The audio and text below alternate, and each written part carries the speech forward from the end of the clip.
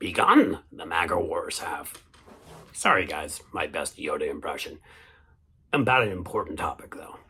The RNC under Ronna McDaniel Romney the 14th, or Ronna McDaniel, she goes by now, trying to hide forever her family name as it shames her in front of Donald Trump, has actually threatened Trump. There's trouble in MAGA City. The RNC has told Donald Trump that if he announces for president, they will stop paying his legal bills. Now, for a normal person with normal legal bills, you would just sort of shrug and say, oh, that's fine, except for they've paid $2 million in Trump legal fees since October of 2021. Like, they're his piggy bank is what they are, because Donald Trump, as we all know, is actually really in debt, is not a real billionaire, has only ever, for the most part, maybe periodically here and there, was a billionaire on more than paper, but has always been in so much debt because he's the worst frickin' businessman who's ever lived. The power of TV, man, to turn this guy into somebody who is not a bumblefuck, who has an idea what he's doing in the world of real estate, instead of just buying properties and losing them. The man lost money in casinos. People walk into casinos, they get drunk on free booze, and they hand over their money for nothing. The house always wins, unless the house is owned by Donald Trump.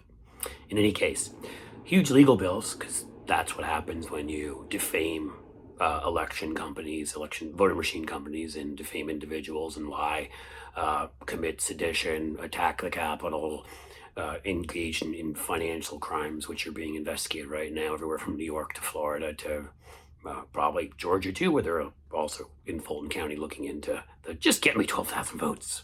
I mean, one of the biggest mobster statements of all time. But I digress in all the fun of going to Donald Trump's various legal problems. The point is that they've covered him to the tune of $2 million in like, what, 8 months?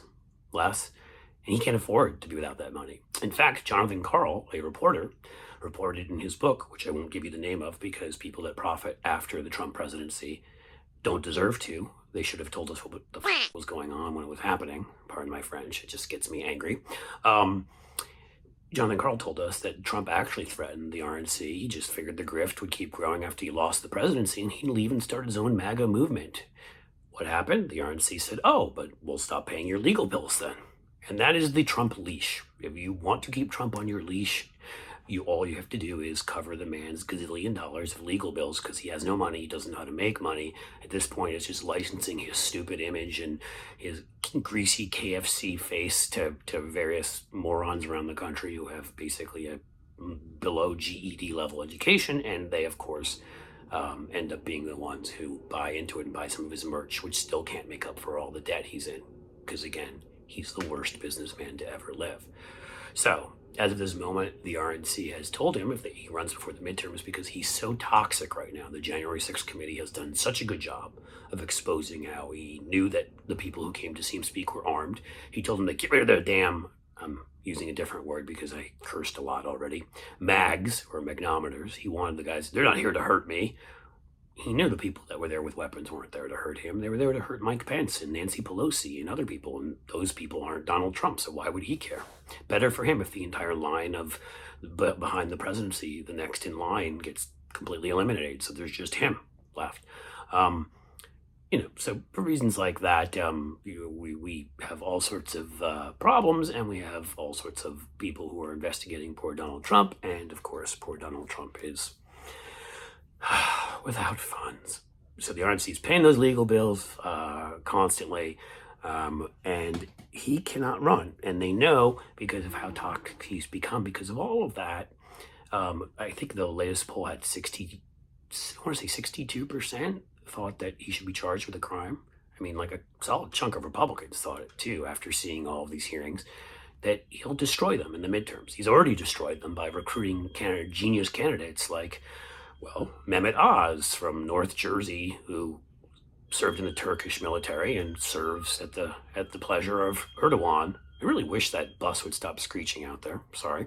Who serves at the mercy of or at the pleasure of Erdogan, the brutal dictator of Turkey, and of course lives in a mansion in North Jersey where he filmed one of his ads so that you could tell he was in Jersey because he's an idiot and terrible. Or Herschel Walker, who can barely get a sentence out, probably has brain damage from football and held a gun to his wife's head. These are some of these star recruits that Donald Trump endorsed during primaries to knock out better challengers, and now it looks like they're all favored to lose.